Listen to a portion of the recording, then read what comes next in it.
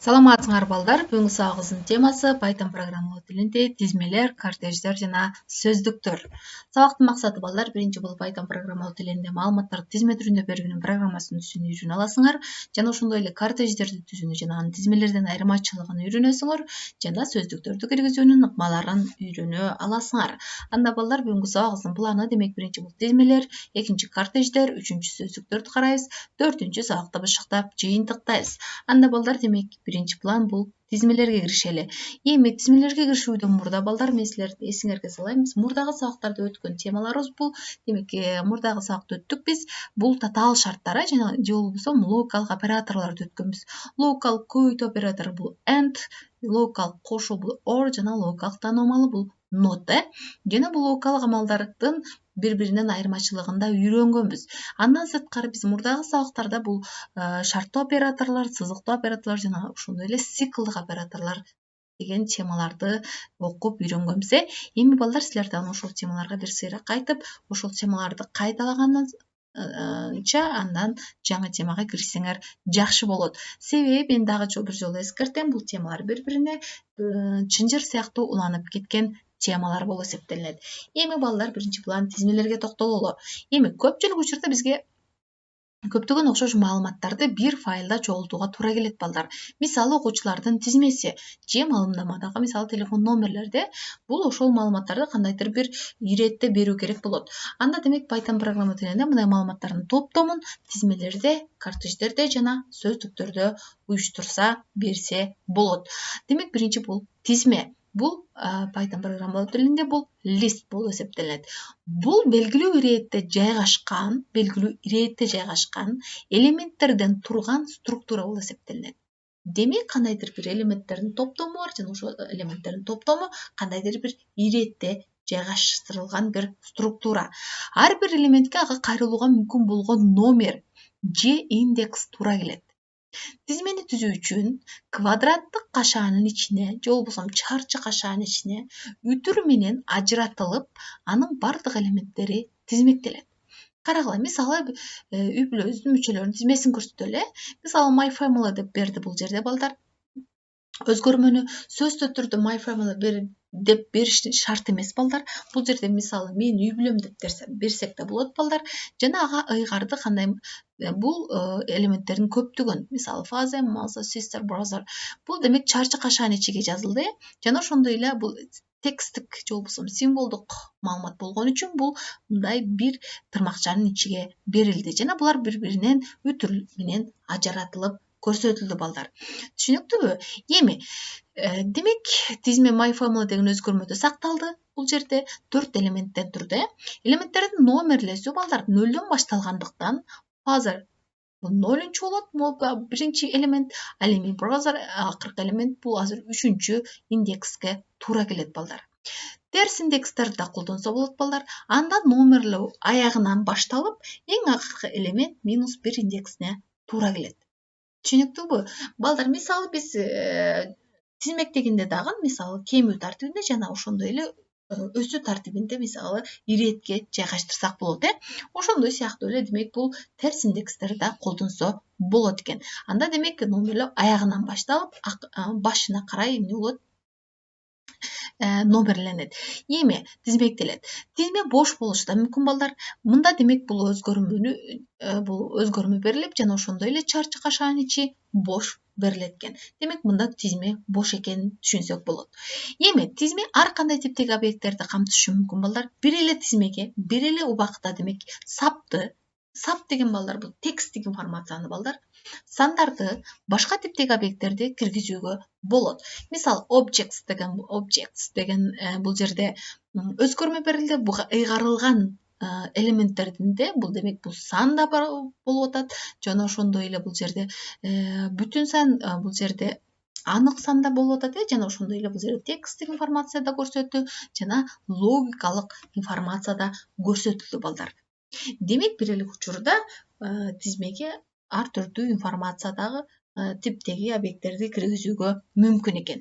Эми тизме менен иштей турган программаны карап көрөлү балдар. Мисалы үй бүлөнүн ар бир мүчөсү менен саламдашуу программасын жазалы. Мисалы берилген мисалда for циклын колдонуп тизменин бардык элементтерине төмөнгү бир команданы иштетсек болот. Демек биз циклдык операторлорду өткөндө бул while циклдык оператору жана ошондой эле for циклдык операторун өткөнбүз.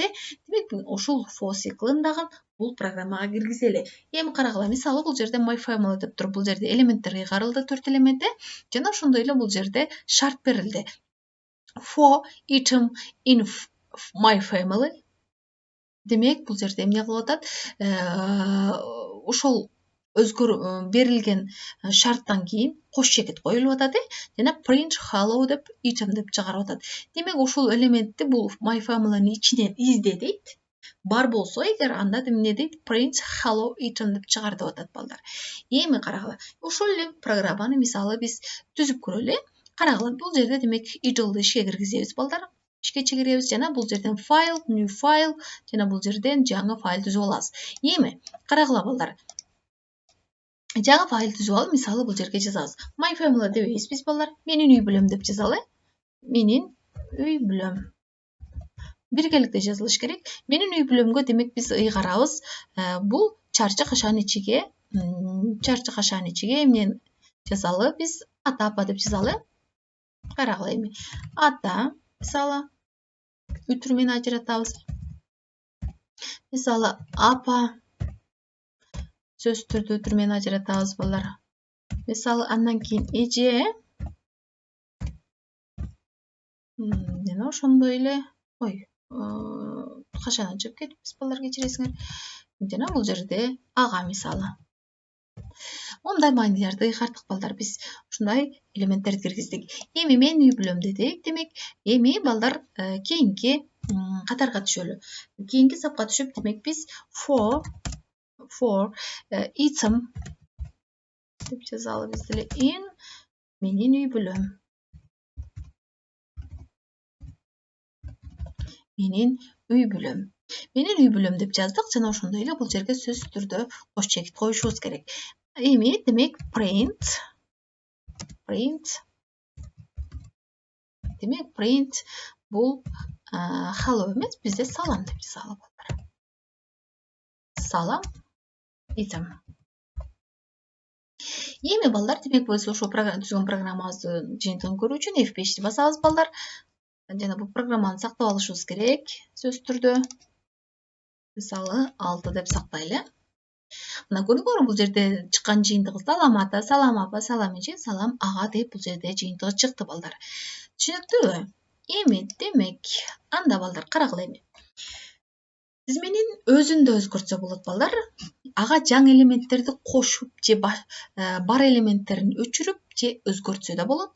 Жаңы элементти кошуу үчүн бул append методун көрөбүз мисалы балдар. Бул жерде мисалы my family деп туруп, бул жерде ошол өзгөрмөдүн атын жазып туруп чекит коюп, бул жерде append деп ошол кашанын ичиге ошол киргизиле турган элементти жазышыбыз керек. Демек мисалы ушул эле программага мисалы кошуп көрөлү биз. Ушул эле программага кошуп көрөлү мисалы. Мисалы одан деле кийин киргизсек болот. Мисалы менин үй бүлөм. Менин үй бүлөм. Менин үй бүлөм точка. Демек append. Жана кашан ичиге бул жерде демек биз эмнени киргизели? Тай эжени киргизели. Тай эже дейли мисалы. Жана бул жерде демек print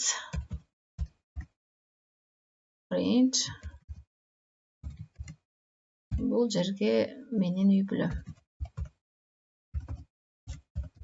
Менин үй бүлөм.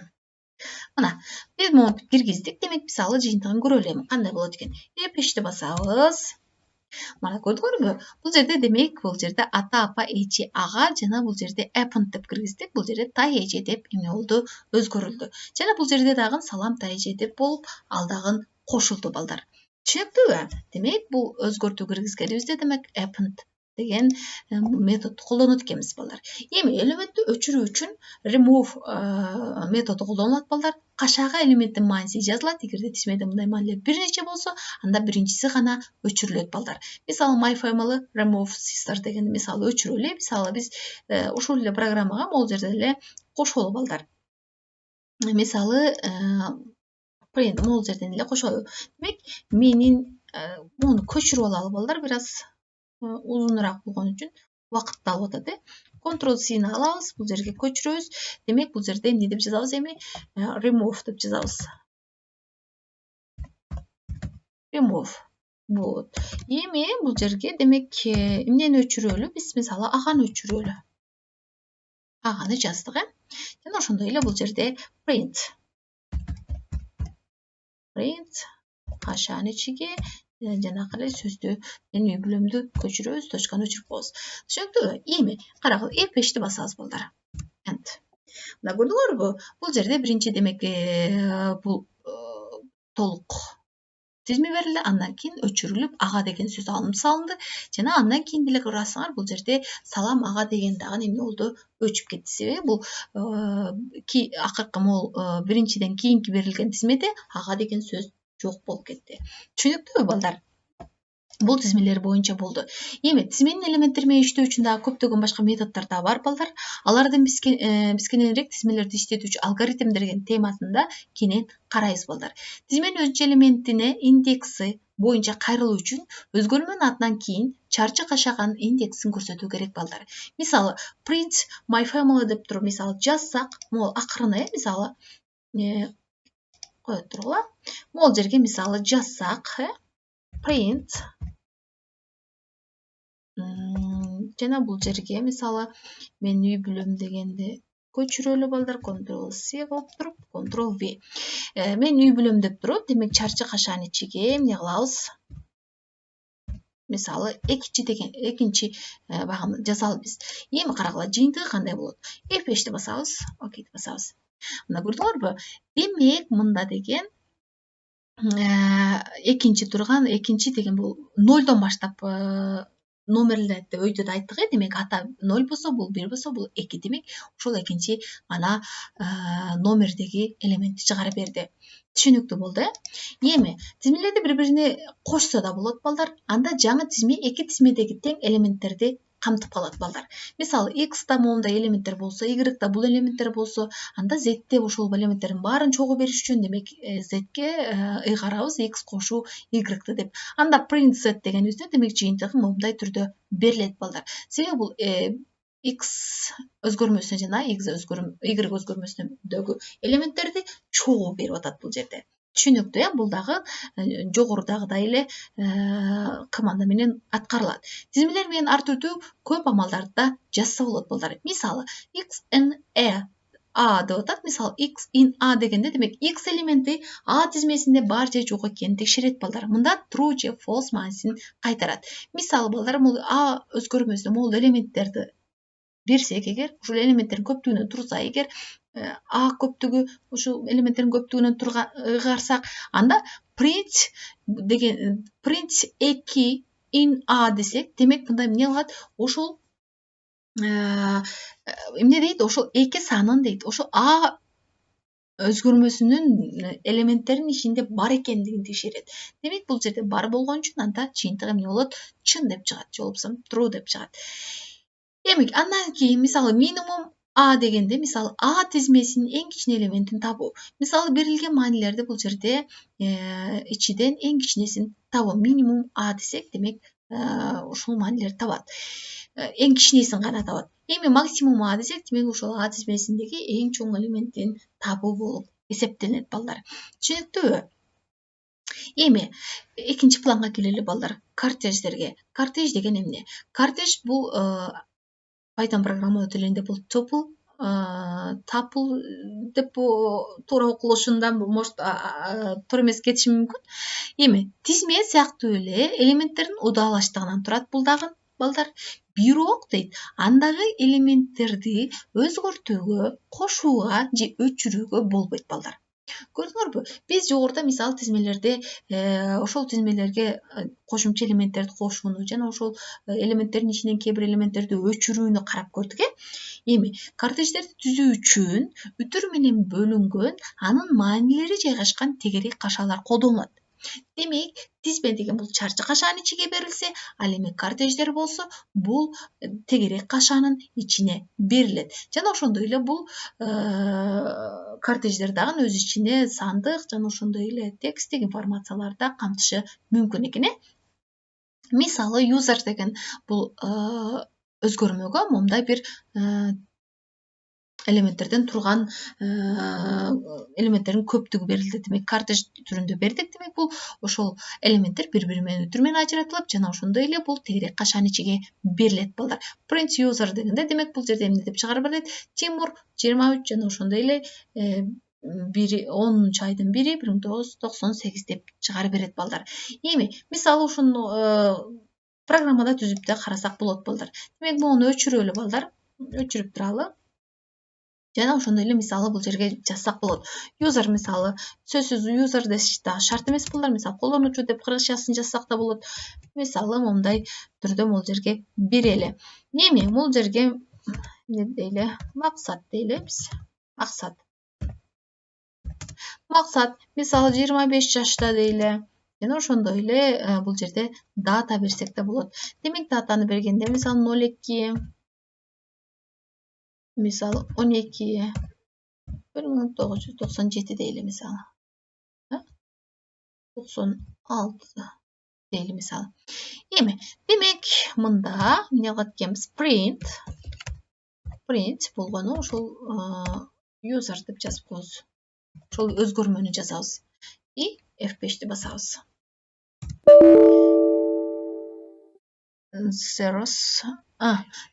Бул жерде 0ду кошуп жазбагыла дейт. Демек, бул биз 02 деп берип коюп турбуз. Демек, F5-ти басабыз.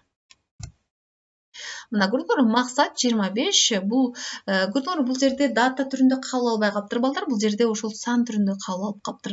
Көрдүңөрбү?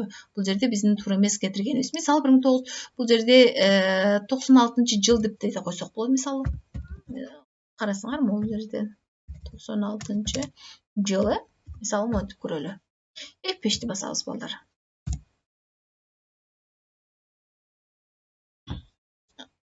Кое тургула мында бул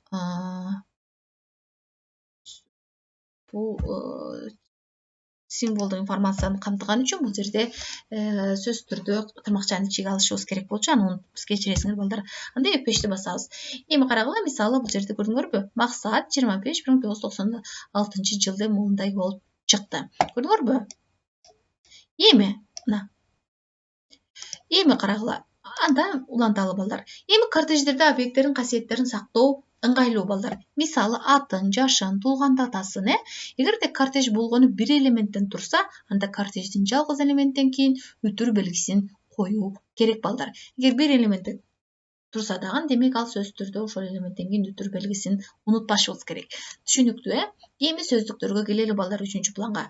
Сөздүктөр демек бул dictionary деп берилет бул жерде. Бул ар бир элементи индекстин ордуна уникалдуу ачкычка ээ болгон маалыматтардын структурасы болуп эсептелинет. Сөздүктүн элементтерин өзгөртө берсе болот дейт. Өзгөрсө болот демек. Сөздүктөр түзүү үчүн фигуралык кашаны колдонобуз. Демек, бул тизме деген чарчы кашаага, кортеждер тегерек кашаага, ал эми сөздүктөр бул фигуралуу кашаага берилет. Мисалы, dictionary ачкыч 1 деп кош чекет коюлуп, жана ошондой эле мааниси жазылат. Ачкыч 2 мисалы, жана ошондой эле тартипте уланат. Мисалы, my school атындагы сөздүк түзөлү. Мисалы, менин мектебимде, менин мектебимде мисалы ыйгарсак 5-класс, демек коштошо коюлуп, ошо 5-класстагы окуучулардын мисалы тизмеси Анара, Канат, Садык, башка болуп ушунда уланат. Мисалы 6-класс деп туруп, 6-класстагы окуучулардын мисалы тизмеси кетет. Түшүнүктүүбү? Демек, мында эмне кылат экен? Ошол сөз түрдө биринчи ачкычтын аты жазылып, жана кош чекет коюлуп, андан кийин ошол ачкычка тиешелүү болгон элементтер жазылыш керек экен. Бул сөздүктө ачкыч катары класстын аттары, ал эми мааниси катары ошол класстарда окуган окуучулардын аттары берилди. түшүнүктүү болду эми балдар бышыктоого келели. Демек бүгүн биз эмнелерди үйрөнө алдык. Демек бүгүн биз тизмелерди кантип киргизүүнү үйрөндүк. Тизмелер качан ичине берилерин жана анын ичиндеги элементтер кандай негизде берилерин баардыгы эгерде символдук информация болсо бул тырнакча ичине берилет жана элементтердин ортосунда өтүр менен ажыратылыш керек. Андан сырткары демек ал биз тизмедеги тизме аркылуу берген элементтерди өзгөртүүгө мүмкүн экен жана элементтерди кошуп жана өчүрүүгө мүмкүн экен. Жана ошондой эле кортеждерди үйрөнө алдык. Кортеждер болсо бул өзгөртүүгө жана кошуп же болбосо өчүрүүгө мүмкүндүк бербейт экен. Эми андан сырткары демек биз dictionary же болбосо сөздүктөр менен да иштөөнү үйрөндүк. Демек сөздүктөр деген бул ар бир элемент текстин ордуна бул уникалдуу ачкычка ээ болгон маалыматтардын структурасы болуп эсептелинет экен. Эми балдар демек бүгүнкү сабагыбыздан компьютердик практикум бул жерде же болбосо практикалык тапшырмалар балдар. Биринчи бул 5 сандан турган тизме түзгүлө балдар. 5 сандан турган демек экранга алардын суммасын максималдык жана минималдык элементтерин чыгаргыла балдар. Бул максимум минимумду өйдө да карадык. Чыгаруу үчүн Python тилинде камтылган сум деген бул демек бул суммасы ошол берген 5 саныңардын суммасы максимум жана минимум функцияларын колдонгула дейт. Демек бул сумма дегенде демек ошол 5 саныңардын бул жерде суммасын качан ичинде көрсөтүшүңөр керек. Андан сырткары 5 элементтен турган тизмени түзгүлө дейт. Тизменин биринчи жана акыркы элементин чыгаргыла. Демек анда биз өйдөдө кайсы элементтерин чыгаруу үчүн бул жерде болгону ошол чарчы кашан ичиге ошонун индексин жазышыбыз керек. Номерин же болбосо. Үчүнчү бул демек А өзгөрмөсүнө бул маанилердин тизмеси киргизесиңер. Экранга for циклын колдонуп тизменин так элементтерин чыгаргыла балдар. Демек бул жерде так элементтерин чыгаруу үчүн балдар бул жерде эмнени колдоносуңар? Бул калдыгы 0 барабар эмес болгон учурда сандар деп. Ал биз арифметикалык амалдарды өткөнүбүздө караганбыз балдар. Бул процент сыяктуу белги менен берилет балдар. Демек ошол 0 барабар болбогон учурда демек ал так сандарды чыгара берет. 4-чү демек 3 тапшырмада берилген тизмеден 5 жана 34 элементтерин өчүргүлө балдар. Демек бул 3 мол элементтердин ичинен демек 5 жана 34 элементтерин өчүрөт экенсиңер. Демек өчүрүү деген бул remove деп өйдөдө карадык. Бул болсо тизмеге 6 жана 120 сандарын кошкула дейт. Демек кошууну бул жерден карайсыңар. Кошуу деген бул кайсы метод менен эле бул append методу менен ишке ашат балдар. Демек ошол append жана remove методдору менен кошуп жана ошондой эле өчүрөсүңөр балдар. Анда балдар сабак түшүнүктүү болгон болсо, кийинки сабактарда жолугушканча балдар.